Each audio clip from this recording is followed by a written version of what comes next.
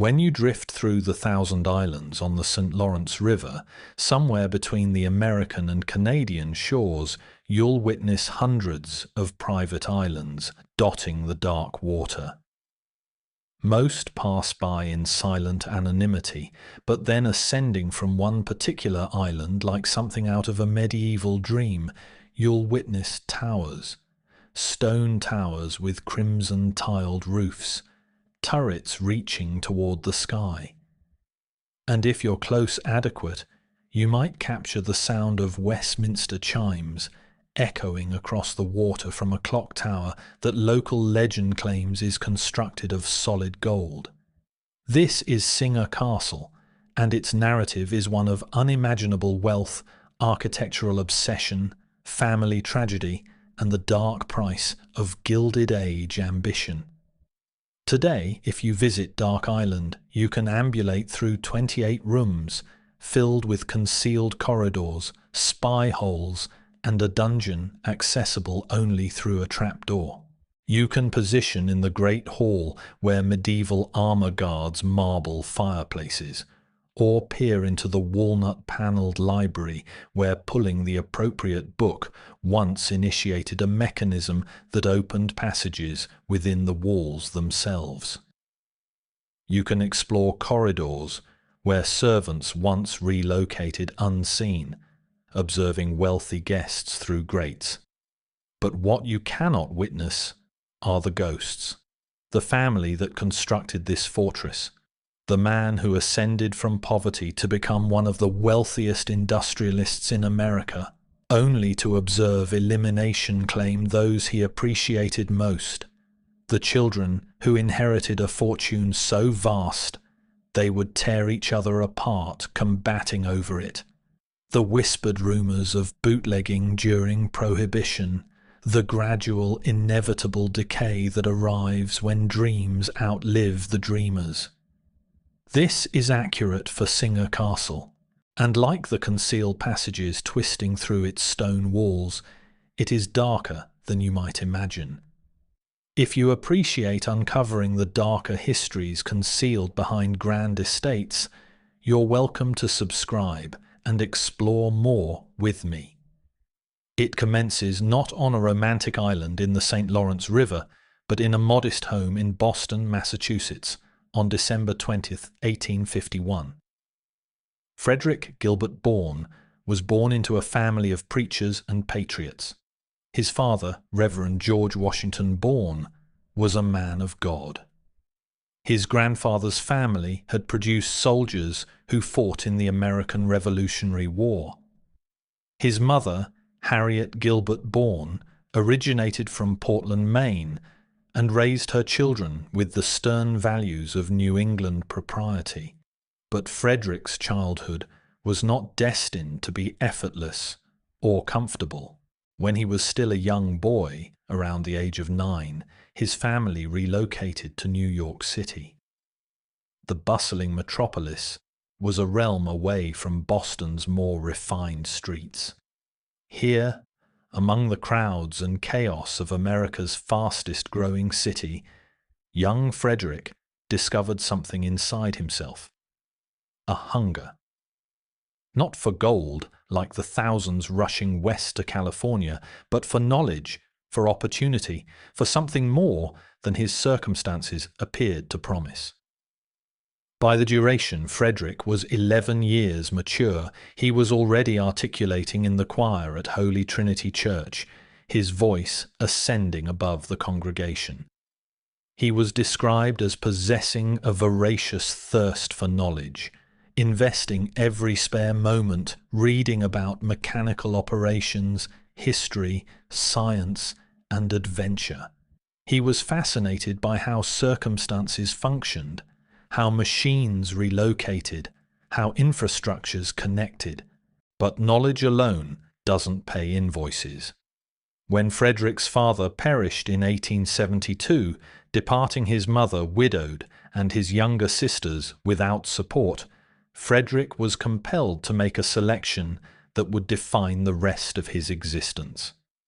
He was only 14 years mature, the age when most boys today are contemplating high school dances, and summer vacations. Frederick Gilbert Bourne possessed to become a man. He departed school and proceeded to operate. His initial job was with the Atlantic Submarine Wrecking Company, a rough and tumble operation that salvaged ships and cargo from the depths. It was difficult operation, hazardous operation, but Frederick absorbed quickly.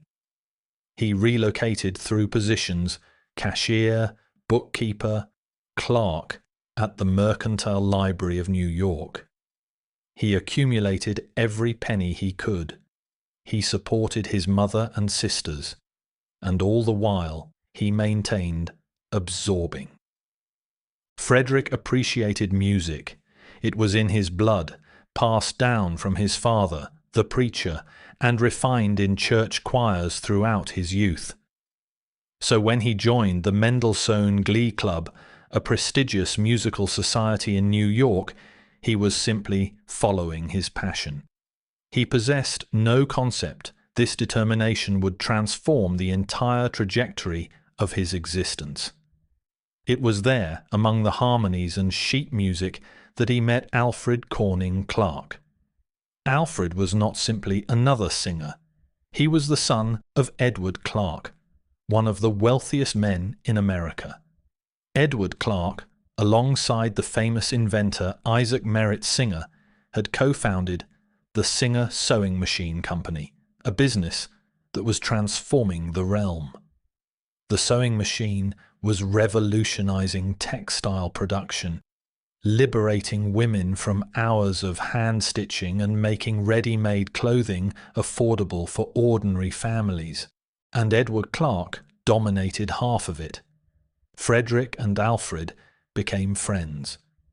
Despite their vastly different backgrounds, one a working-class clerk supporting his widowed mother, the other the heir to a manufacturing fortune, the two young men discovered common ground in music, in conversation, in mutual respect.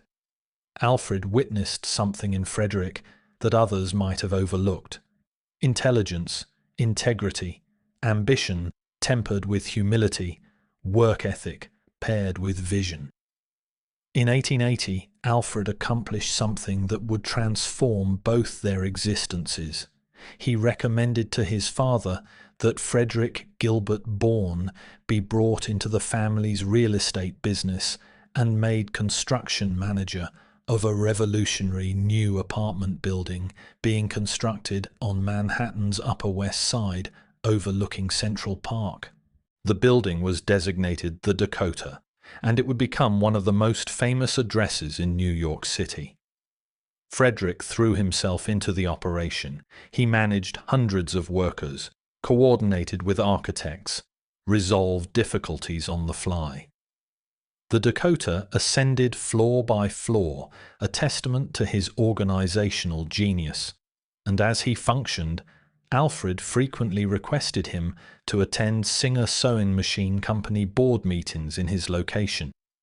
When Alfred traveled abroad, Frederick, still in his 20s, discovered himself positioned in rooms with some of the most powerful businessmen in America.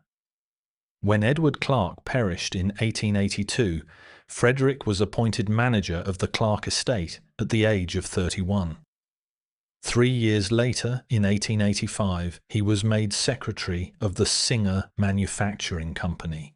And in 1889, at the young age of 38, Frederick Gilbert Bourne became the 5th president of the Singer Manufacturing Company.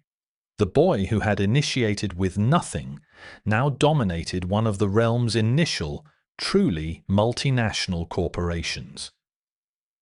What Frederick Bourne accomplished with Singer between 1889 and 1905 was nothing short of revolutionary. He didn't simply operate a company, he transformed the entire concept of what a global business could be. Under his leadership, Singer became what historians now designate perhaps the initial modern multinational industrial enterprise of any nationality. Bourne witnessed what others didn't. While most businessmen focused on making merchandise, Bourne focused on making merchandise accessible. He pioneered the installment plan, permitting ordinary families to acquire sewing machines by making small payments over duration rather than paying the complete price up front. This single innovation transformed sewing machines from luxury items into household necessities. It planted the seeds for women's economic liberation, providing them instruments to earn income from home-based sewing businesses. He expanded Singer's global footprint aggressively, establishing factories and sales offices on every continent. He vertically integrated the company, dominating every step of production from raw materials to final distribution. He commissioned architect Ernest Flagg to design the Singer Building in Manhattan, a towering skyscraper that when completed in 1908 was the tallest building in the realm. By the duration Frederick Bourne retired as president in 1905, he had accumulated a personal fortune estimated at 42 to 43 million, the equivalent of well over $1 billion in today's currency. He maintained an apartment at the Dakota that occupied the entire initial floor. He possessed a 2,000-acre estate designated Indian Neck Hall in Oakdale, Long Island, next door to William Kissam Vanderbilt's Idle Hour. He possessed a 375-acre hunting preserve near Montauk. He possessed an apartment on Jekyll Island, Georgia, home of the famous Millionaires Club. And then in 1902, he acquired a small rocky island in the Thousand Islands region of the St. Lawrence River. It was designated Dark Island. Frederick Bourne didn't establish out to construct simply a hunting lodge. He desired something more, something that captured his imagination. The approach music, engineering, and business had captured it throughout his existence. So he transformed to his friend, the architect Ernest Flagg, the identical man who had designed Indian Neck Hall and would later design the Singer Building. Flagg was a graduate of the École des Beaux-Arts in Paris, one of the most prestigious architectural schools in the realm. He had developed what he designated a modern French Renaissance style, blending classical European elegance with American practicality. But for Dark Island, Flagg required inspiration that proceeded deeper than style. He required a narrative.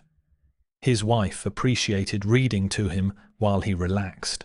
And in 1902, as Bourne was requesting him to design the Dark Island hunting lodge, Flagg's wife transpired to be reading him Woodstock, a historical novel by Sir Walter Scott, published in 1826.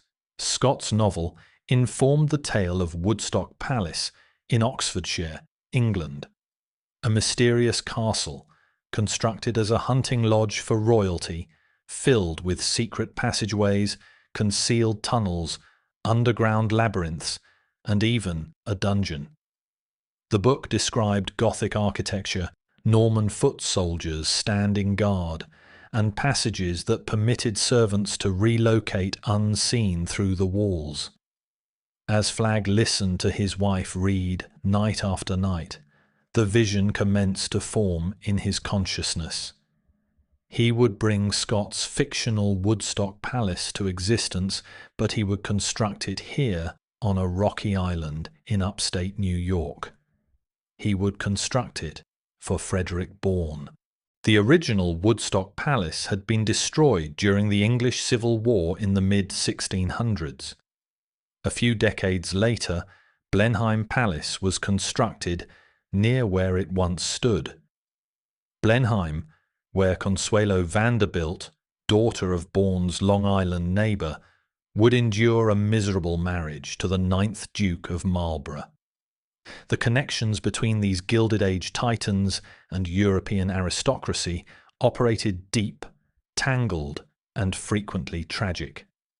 But Frederick Bourne didn't desire to replicate any existing castle. He made that transparent to Flagg from the commencement. He desired something original, something that had never existed before. So Flagg consumed Scott's literary descriptions and transformed them into architectural reality, generating what would eventually be designated the Castle of Mysteries. Construction on what Bourne would designate the Towers commenced in the spring of 1903. The scale of the project was staggering. Over 100 masons were employed year-round, functioning through bitter winters and sweltering summers. The rose granite that formed the castle's bones was quarried from nearby Oak Island, the identical quarry that supplied stone for the famous Bolt Castle, another Thousand Islands mansion being completed at almost the identical duration. Sandstone originated from quarries in Hammond. Crimson roof tiles were imported all the approach from Spain. Copper guttering was installed to withstand the harsh weather. Italian craftsmen were brought in to carve elaborate stonework and generate vaulted ceilings in the Great Hall. The island itself presented enormous challenges. Dark Island earned its designation from early navigators who witnessed its elevated granite peak covered with giant pine trees, generating a dark silhouette against the sky. The 7 acres of rocky terrain offered little in the approach of soil for gardening or landscaping. So Bourne possessed his team bring over 2,000 loads of topsoil from Canada, ferrying it across the water to cover the barren rock and generate gardens where flowers could grow. The construction cost just under $500,000, approximately 13 to 15 million in today's dollars. And what it generated was unlike anything else in America.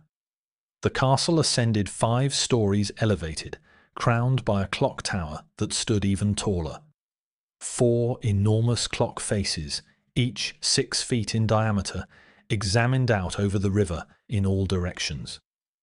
Westminster chimes were installed to ring every 15 minutes, their sound carrying across the water. Local folklore quickly spread that the clock faces were constructed of solid gold, though this was never accurate. But the legend persisted, incorporating to the castle's mystique. Inside, the castle contained 28 rooms, 10 fireplaces, 8 bathrooms, and a labyrinth of secret passageways that would have made Sir Walter Scott himself proud. When visitors arrived by boat at one of Dark Island's 3 boathouses, the Northern Boathouse could accommodate Bourne's 100-foot steam yacht, they would climb flagstone steps to a massive wooden door. Passing through, they entered the Great Hall, measuring 39 feet by 33 feet, with ceilings soaring overhead. The Great Hall was designed to evoke medieval grandeur. Vaulted ceilings were elaborately carved by Italian masons. Sturdy stone pillars and archways lined the room. A large marble fireplace dominated one wall, and standing guard exactly as described in Scott's Woodstock were suits of armour. Norman foot soldiers holding great swords and maces, forever vigilant. Flagg had pulled a passage directly from Scott's novel to inspire this room. The way therefore lay open to the great hall or outer vestibule of the lodge. One end was entirely occupied by a gallery which had in ancient times served to accommodate the musicians and minstrels. There was a clumsy staircase, and in each angle of the ascent was placed by way of sentinel the figure of a Norman foot soldier. Their arms were buff jackets or shirts of mail, round bucklers with spikes in the centre, and buskins which adorned and defended the feet and ankles. These wooden warders held great swords or maces in their hands like military guards on duty. But the genuine marvel of Singer Castle wasn't what you could witness. It was what was concealed.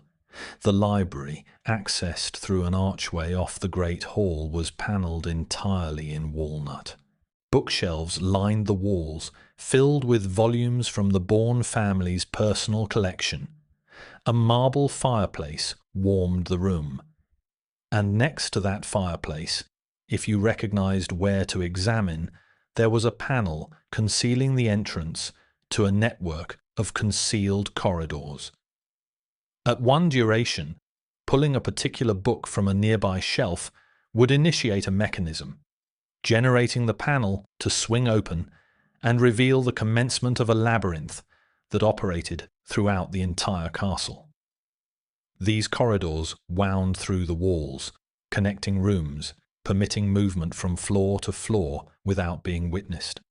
They were narrow, dimly lit, generating a maze that visitors today still discover both thrilling and unsettling.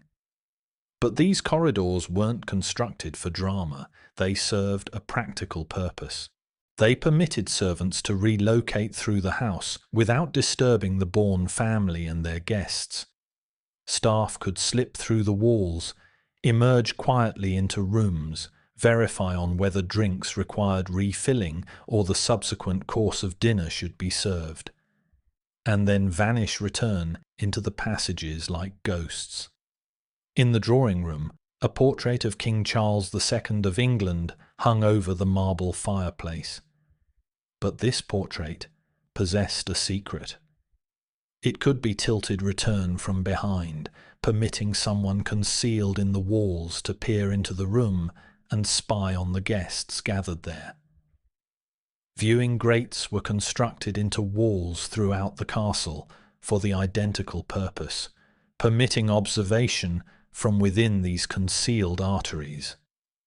The breakfast room, incorporated later, featured large Gothic windows on 3 sides that frame the river's beauty. Ships in the International Shipping Channel passed remarkably close to the south side of Dark Island, only about 100 feet away, their massive hulls occasionally appearing close adequate to contact from the castle windows. The kitchen, positioned in a service wing with views of the Canadian shoreline, connected to the formal dining room above via a dumbwaiter and spiral staircase. A tunnel also linked the 2 spaces, permitting staff to deliver food without being witnessed by dinner guests. The most ominous feature, however, lay in Bourne's tower office. There, concealed in the floor, was a trapdoor culminating down to a dungeon, an actual dungeon constructed into the foundation, dark and cold and unmistakably medieval. Why was it constructed? No one recognizes for certain. Some articulate it was simply component of Flagg's commitment to recreating Woodstock Palace in every detail. Others whispered darker theories, that it accumulated contraband during Prohibition or served purposes the family never publicly acknowledged. The dungeon remains silent and enigmatic, maintaining its secrets locked in stone. For Frederick Bourne, Emma, and their children, Dark Island was paradise. The family had forfeited 3 children to illness and accidents. Frederick Jr., Louisa, Kenneth, and Helen all perished young, breaking their parents' cardiac muscles. But 9 survived: Arthur, May, Marjorie, Alfred, Florence, George, Marion, and Howard. These children, along with Emma, were the centre of Frederick's realm. The Bournes were obsessed with boats and yachting.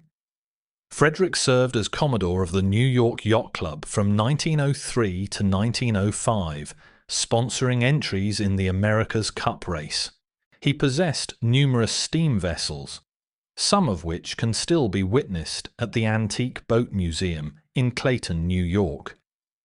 At Dark Island, the family maintained 5 motorboats, 3 rowing skiffs, and 2 canoes at any given duration, not counting the larger yachts docked at the massive boathouses. They possessed 2/3 of nearby Eel Island, utilizing it for hunting duck and pheasant. Private trains would bring hunting parties of up to 15 guests from New York City to invest weekends at the castle, stalking game through the forests and returning triumphantly to display their trophies in the trophy room. Another space circumnavigated by secret passageways. Fishing was a constant pastime. The waters surrounding Dark Island were perfect for sport fishing, with depths varying dramatically, very deep on one side of the island, shallow on the other.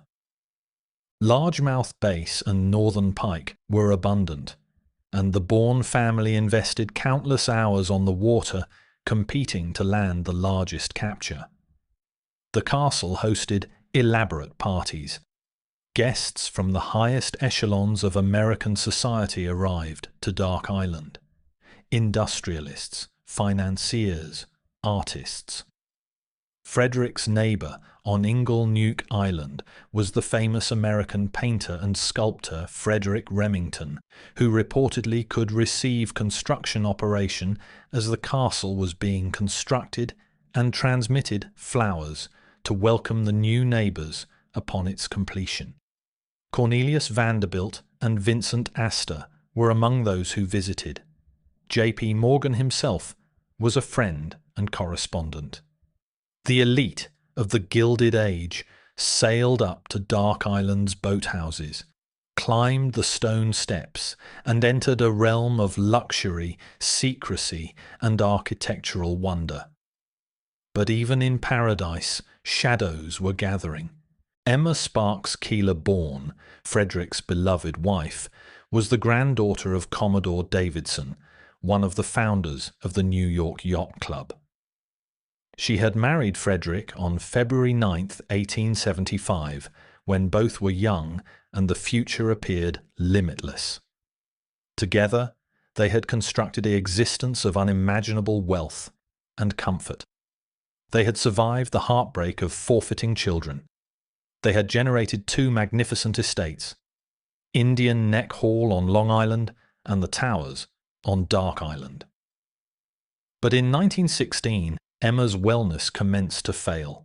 On a day that initiated like any other in the grand halls of one of their estates, Emma Sparks Keeler Bourne perished. The official cause was listed as natural causes, but her elimination devastated Frederick. After 41 years of marriage, he was alone. He buried his grief in the only approach he recognized how, by continuing to operate, to construct, to relocate forward. But the shadows were closing in faster than he could outrun them. In 1918, simply 2 years after Emma's elimination, tragedy struck again. Howard Davidson Bourne, one of Frederick's surviving sons, perished at the age of 25. He had never married. The cause of elimination was listed as illness, though details remained scarce. Howard's elimination was another brutal blow to a father who had already buried excessive numerous children. And then arrived 1919. By early 1919, Frederick Gilbert Bourne was 67 years mature. He had retired from the presidency of Singer Manufacturing Company 14 years earlier, though he remained on the board of directors. He possessed more funds than he could ever invest.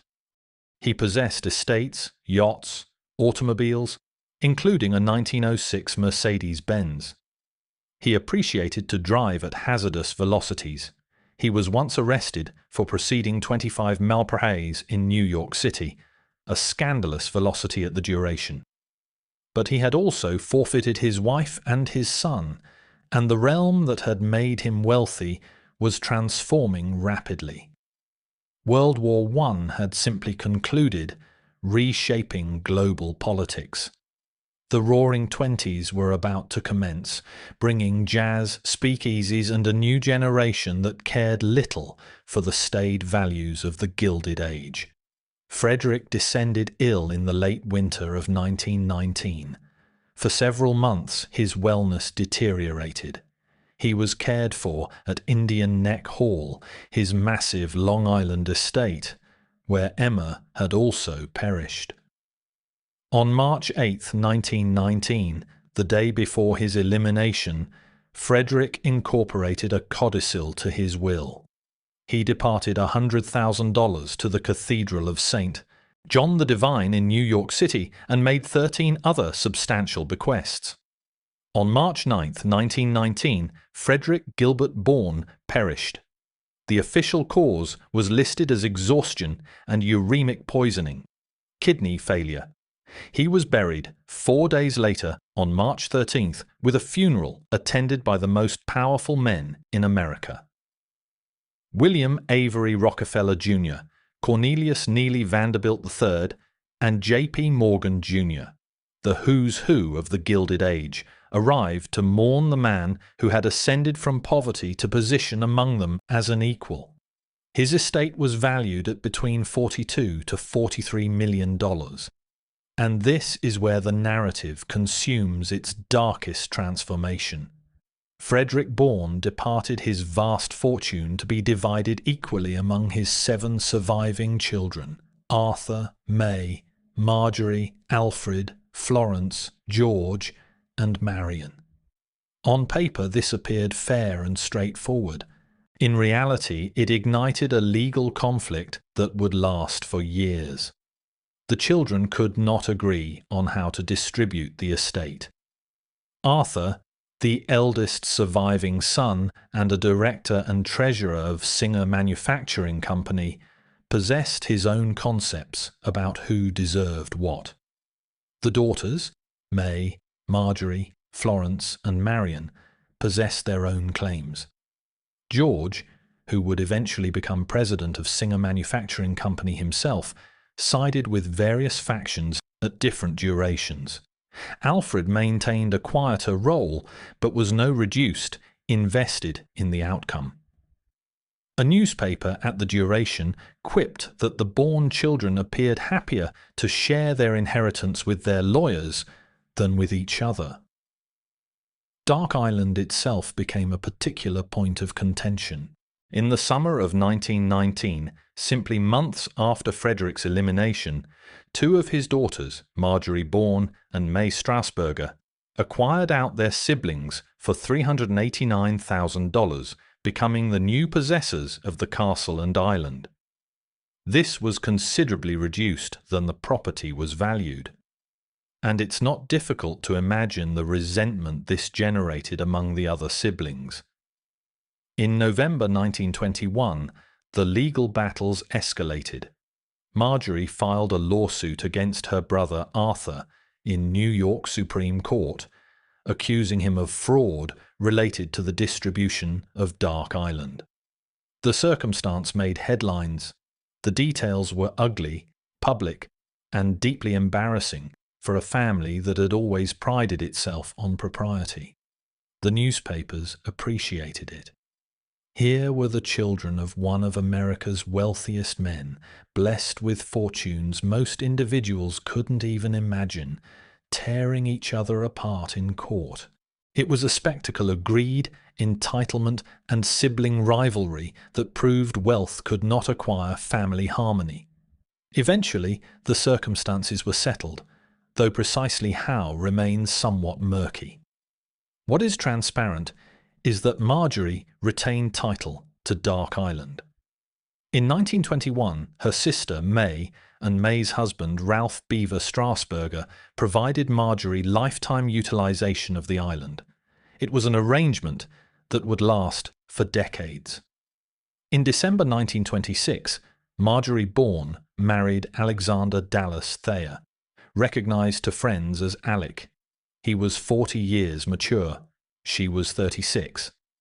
And they were both well past the age when most individuals of their class had married.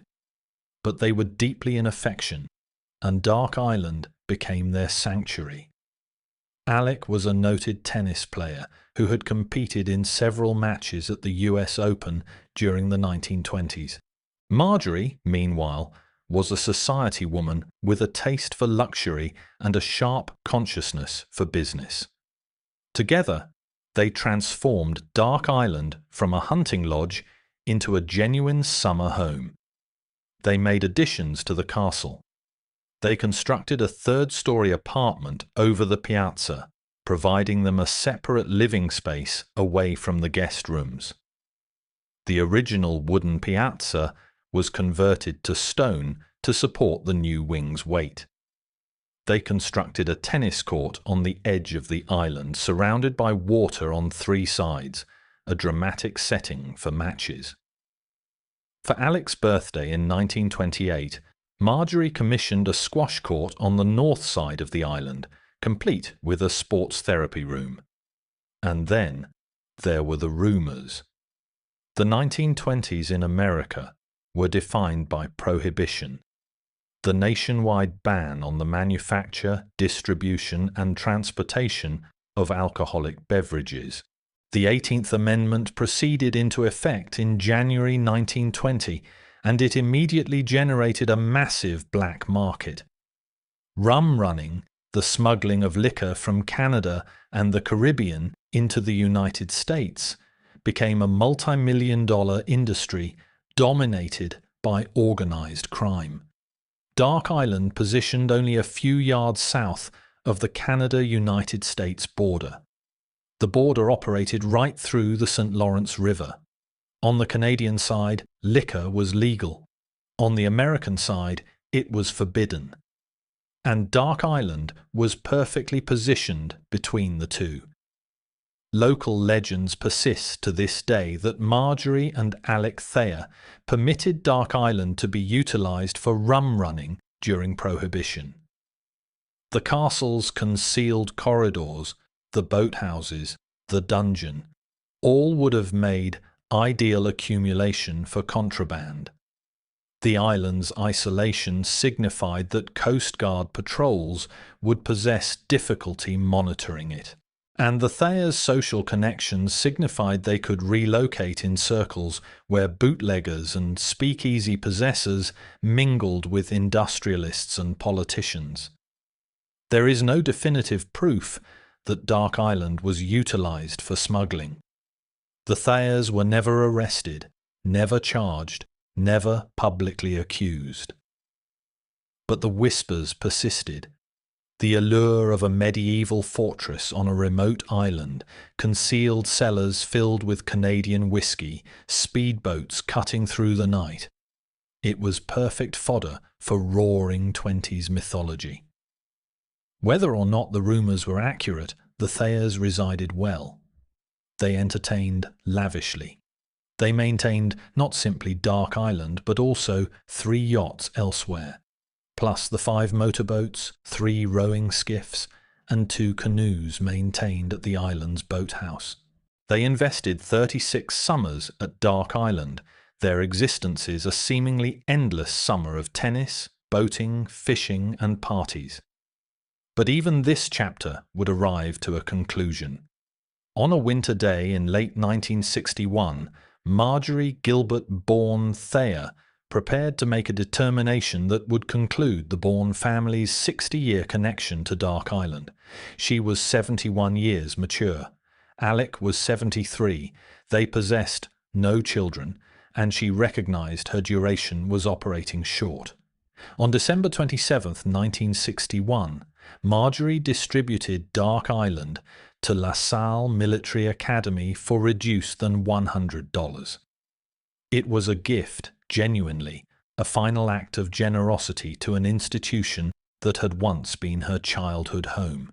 After Frederick Bourne's elimination in 1919, his estate at Indian Neck Hall in Oakdale, Long Island, the grand 110-room mansion with the ballroom and pipe organ, had been distributed in 1926 to the Brothers of the Christian Schools, a Catholic order. They had converted it into La Salle Military Academy, and for decades it had served as a prestigious boarding school. Now Marjorie was providing them Dark Island as well. In 1962, at the age of 72, Marjorie perished. Alec outlived her for 6 more years, but he never returned to Dark Island. The castle, the island, the summers by the river.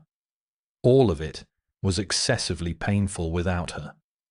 He perished in 1968, and with his elimination, the last direct connection between the Bourne Thayer family and Dark Island was severed.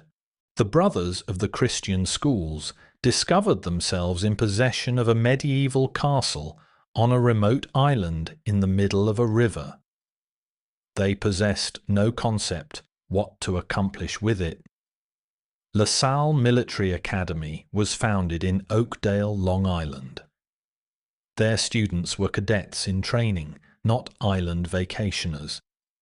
The logistics of maintaining a property that could only be accessed by boat, that possessed no operating water from municipal sources, that relied on generators for electricity, that froze solid in winter. These were insurmountable challenges for a school with limited resources. So for 3 years, from 1962 to 1965, Dark Island positioned largely abandoned. Ice engulfed it every winter, and the castle's walls withstood the freezing temperatures, but the interior commenced to suffer. Pipes froze and burst. Wallpaper peeled. Dampness crept into the rooms. Some furnishings were removed, some were stolen, and some simply rotted where they positioned. In April 1965, the Christian Brothers distributed Dark Island for $35,000 to the Harold Martin Evangelistic Association, a religious charity established by Dr. Harold George Martin, a former chaplain to the Royal Canadian Air Force. Dr. Harold Martin was born in Quebec but possessed Norwegian ancestry. His grandfather's original family designation was Martin Jorstad. And when Dr. Martin and his wife Eloise consumed possession of Dark Island, they renamed it Jorstad Castle. The Martins possessed a vision for the property. They would utilize it as a private retreat for ministers and missionaries, a location where religious workers could arrive to rest, pray, and recharge. They converted the breakfast room into a chapel and held religious services there every Sunday morning during the summer months, opening the services to the public. The arrangement was idyllic at initial. The castle possessed a new purpose. But complications soon arose. Dark Island had been designated as tax-exempt property when it was possessed by the Christian Brothers because it was possessed by a religious institution. When the Harold Martin Evangelistic Association assumed over, they assumed the tax-exempt status would continue. But neighbours commenced to challenge this. They contended that Dr. Martin and his wife were utilising the tax-exempt property not for religious purposes, but as their own private summer residence. The dispute proceeded to court. Dr.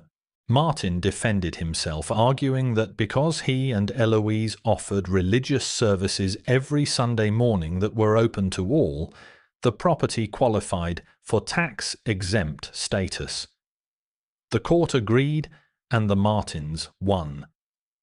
But the victory arrived at a cost. The legal battle had positioned Jorstad Castle in the public eye in approaches that weren't entirely flattering. Rumours commenced to circulate. Individuals whispered about the genuine utilisation of the property. Why was it designated Jorstad instead of something that identified its religious ownership? What were the Martins genuinely accomplishing there? The castle's designation transformation didn't assist, designating it Jorstad Castle instead of Singer Castle or Dark Island Castle confused visitors and locals alike. And as the years passed and the Martins aged, they discovered it increasingly difficult to maintain the property. By 1985, wellness circumstances signified the Martins could no longer visit Dark Island regularly. They positioned it on the market for $5 million, a staggering sum that reflected both the castle's grandeur and the difficulty of maintaining it. During the late 1980s and early 1990s, advertisements appeared in high-end real estate magazines like Unique Homes, suggesting the castle could be utilized as a private residence, corporate retreat, or hunting lodge. Interest arrived from as far away as Japan. Michael Jackson himself, at the height of his fame in the 1980s, made an offer to acquire the castle. The Martins transformed him down. For decades, the castle remained unsold, and during this duration, the decline accelerated. Theft became a difficulty. Original fixtures, furnishings, and artifacts disappeared. Some were consumed by opportunistic trespassers. Some may have been eliminated by individuals claiming to preserve them. The precise fate of numerous of the castle's original contents remains unknown. Maintenance was costly and ongoing. The generators required constant repair. The heating infrastructures failed. The secret passageways, always dimly lit, became outright hazardous. As electrical wiring deteriorated, narratives spread about individuals obtaining lost in the maze of passages, unable to discover their approach out. The dungeon, already ominous, assumed an even darker reputation. The romantic mystique of Dark Island grew.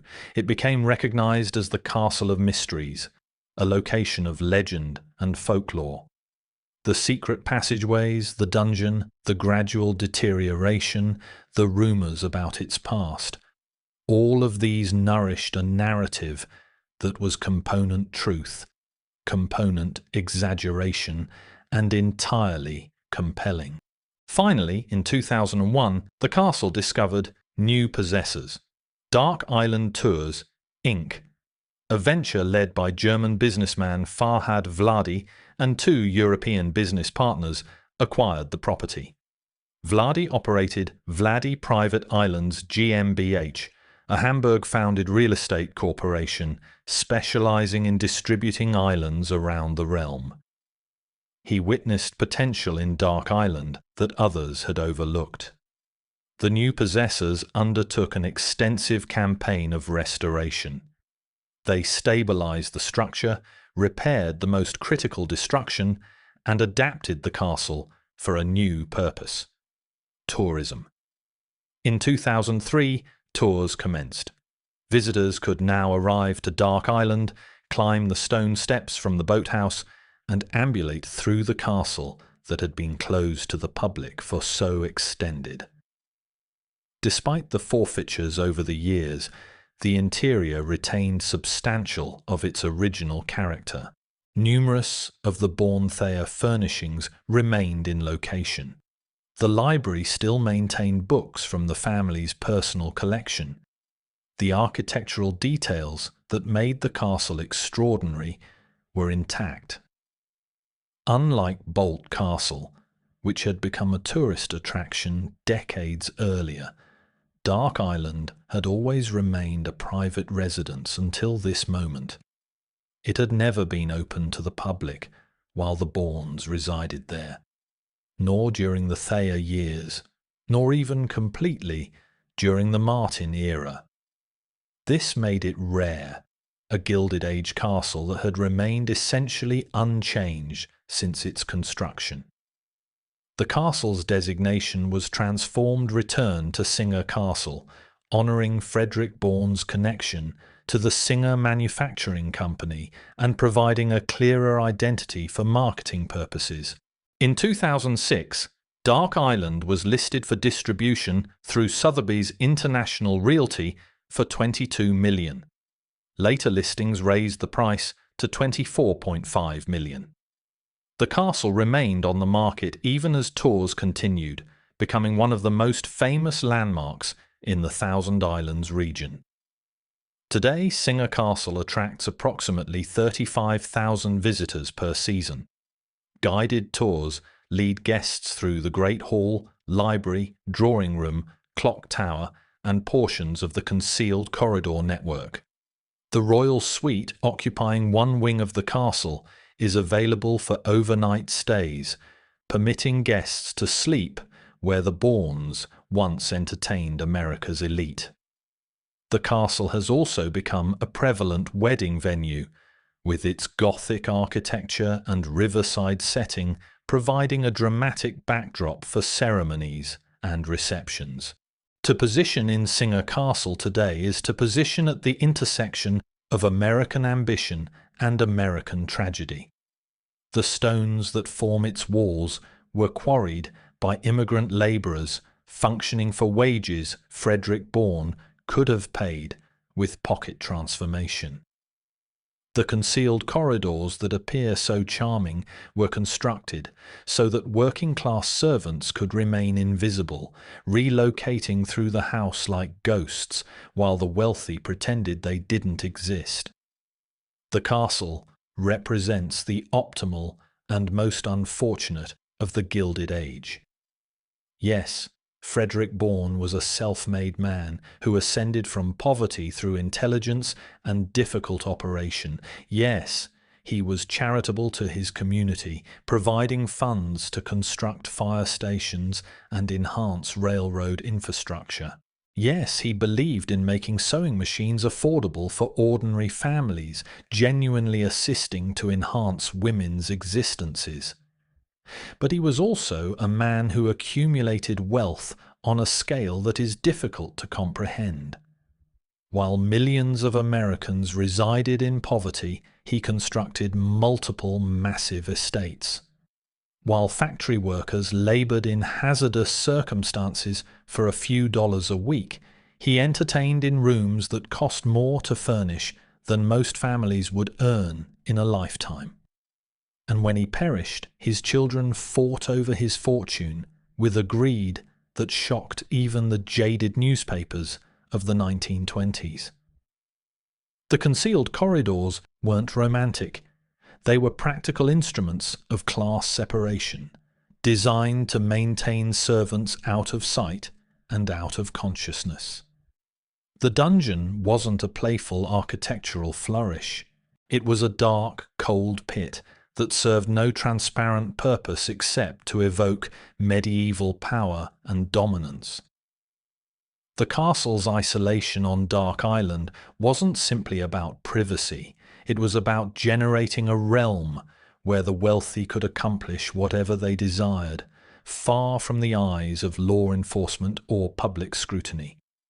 The rumours of bootlegging during Prohibition, whether accurate or not, articulate to a larger truth. The wealthy have always resided by different rules. While ordinary Americans were arrested and jailed for possessing a bottle of whiskey in their homes, the elite relocated liquor through private channels with relative impunity. The Prohibition era was a duration when laws were enforced selectively, when the impoverished suffered while the affluent laughed. And the gradual decay of the castle after Frederick's elimination, that wasn't simply about logistics or economics. It was about the inevitable truth that empires constructed by individuals cannot outlast those individuals. Frederick's children couldn't maintain what he had constructed because they hadn't constructed it, they had merely inherited it. And inheritance without the vision and propel that generated the wealth in the initial location culminates only to decline. Singer Castle is not unique. Across America, the Gilded Age produced hundreds of massive estates constructed by robber barons and industrial titans who believed their wealth and power would last forever. Most of those estates are gone now, demolished, burned, subdivided, converted to schools or hospitals, or departed to rot. Indian Neck Hall, Frederick Bourne's Long Island mansion, still stands, but not as a family home. It was distributed after his elimination, became LaSalle Military Academy, and is now possessed by St. John's University. In 2016, it was distributed again to the AMD Education Group for $22.5 million. The Bourne family hasn't possessed it for over a century. William Kissam Vanderbilt's Idle Hour, the neighbouring estate, was also converted to educational utilisation and is now component of what was Dowling College. The grand ballrooms where Bourne and Vanderbilt entertained are now classrooms. The private docks where their yachts once moored are component of public waterfront. This is the pattern of Gilded Age estates. They were constructed as monuments to individual achievement, but they could not survive as such. They were excessively costly to maintain. They required excessive numerous servants. And most significantly, they represented values that a transforming America was departing behind. The tragedies that befell the Bourne family, Emma's elimination, Howard's elimination, Frederick's elimination, the bitter legal battles, the eventual forfeiture of both estates, these were not unusual. This was the standard trajectory for Gilded Age families. Enormous wealth accumulated in one generation was frequently squandered or fragmented in the subsequent. The children who grew up in luxury rarely possess the propel or capability to maintain it. And yet, there is something almost fitting about Singer Castle's survival. Unlike Indian Neck Hall, which was distributed and repurposed, Dark Island remained in the Bourne-Thayer family for 43 years after Frederick's elimination. Marjorie and Alec Thayer appreciated the castle and resided there every summer for nearly 4 decades. They incorporated to it. They cared for it. And when they could no longer maintain it, they provided it to an institution they trusted. The Martin years, though controversial, maintained the castle from being demolished or developed. The extended duration on the market, frustrating as it must have been for the distributors, signified the castle wasn't snapped up by an acquirer who might have gutted it for modern renovations. And today's incarnation as a tourist attraction and event venue, it's not what Frederick Bourne envisioned, but it ensures the castle will survive. It permits thousands of individuals to experience a piece of history they could never otherwise access. It transforms an exclusive monument to wealth into something approaching a public resource. What is Singer Castle's genuine legacy? Is it the architectural marvel generated by Ernest Flagg, bringing a Scottish novel to existence in upstate New York? Is it Frederick Bourne's rags-to-riches narrative, proof that American capitalism could reward merit and ambition?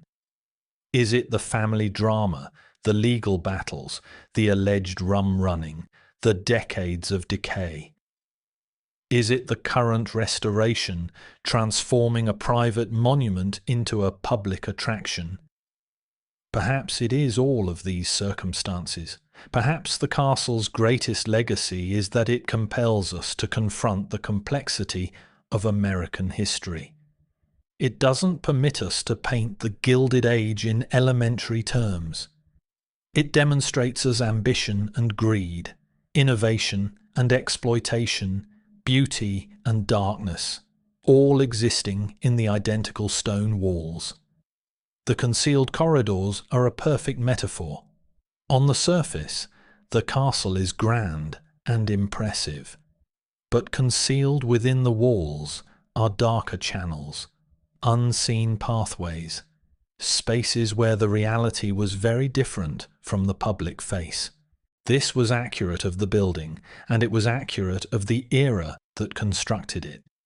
When visitors ambulate through Singer Castle today, they frequently pose the identical questions.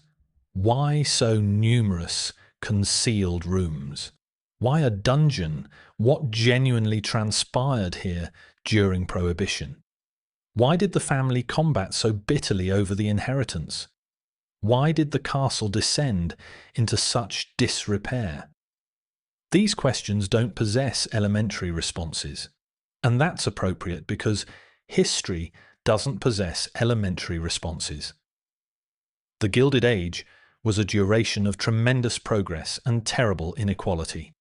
Frederick Bourne was simultaneously a self-made genius and a beneficiary of infrastructures that exploited workers. The castle is both an architectural masterpiece and a monument to excess. The tragedy of Singer Castle is not simply that Emma and Howard perished, or that Frederick's children fought over his funds, or that the castle descended into disrepair. The tragedy is that for all Frederick Bourne's success and wealth, he could not escape the universal human experiences of forfeiture, grief, and mortality. His funds could not rescue his wife or his son. His fortress could not protect his family from dissolution. His concealed corridors led nowhere but returned to the truth he invested his existence attempting to outrun, that all empires descend, all fortunes scatter, and all that remains is stone and memory. Today, if you consume a boat out to Dark Island, the castle greets you as it has for over a century. But the greeting is different now. The stone walls that once recognized only the footsteps of millionaires now welcome tourists and honeymooners. The boathouses that sheltered Bourne's steam yachts now dock water taxis and tour boats. Ambulate through the entrance and you'll discover rooms that respire with history. The Great Hall, where Bourne once entertained Cornelius Vanderbilt and J.P. Morgan. The library, where Marjorie and Alethea invested quiet evenings reading. The clock tower that still marks duration, indifferent to who possesses the hours below. But venture deeper, into the narrow spaces between the walls, and you'll experience something shift. The concealed corridors are darker than photographs suggest. Cooler. The viewing grates peer into vacant rooms like deceased eyes. The dungeon positions in its foundation pit, waiting for a purpose that never arrived and never will. In summer, wedding guests dance in rooms where the Bourne children once played. Overnight visitors sleep in beds positioned where servants once rushed through concealed doors. Tour groups photograph architectural details that were intended to intimidate, not inspire. The castle has become something Frederick Bourne never imagined: democratic. Singer Castle is no longer a fortress. It is no longer a symbol of power or wealth. It is something stranger, a monument to impermanence dressed in permanent stone. It stands at the border between two nations, between past and present, between the dreams we construct and the ruins we become. Frederick Gilbert Bourne believed he was constructing something eternal, a dynasty, a legacy composed in granite and imported Spanish tiles. And in the cruelest possible approach, he succeeded. The building endures, but it endures without him, without his family, without any memory of what it experienced like when these halls were home rather than exhibition. The genuine tragedy is not that the castle survived while the family did not. It's that the castle's survival renders the family almost invisible. Most visitors don't recognize Frederick Bourne's designation. They don't recognize about Emma's elimination or Howard's elimination or the bitter lawsuits. They recognize the Singer Mansion. They recognize the concealed rooms. They recognize the ghost narratives. But they don't recognize the man who initiated with nothing and concluded with everything, only to discover that everything and nothing resemble remarkably similar when you're perishing. Perhaps this is fitting. The castle was always about secrets, corridors within walls, rooms within rooms, truths concealed behind stone. And the greatest secret is the one the castle maintains now: that all monuments eventually forget the individuals they were intended to remember. The Westminster chimes ring out across the water. The waves crash against the rocky shore. Tourists consume photographs and depart. And the castle remains, beautiful and hollow, a shell inhabited only by echoes of laughter from a century previously, whispers of servants extended deceased, and the sound of footsteps that could be visitors or could be ghosts. Impossible to determine which, and ultimately impossible to care. Singer Castle endures, but what it preserves is not Frederick Bourne's dream of permanence. It preserves instead the lesson he absorbed excessively late, that stone outlasts ambition, that buildings outlast builders, and that the only circumstance more tragic than being forgotten is being remembered.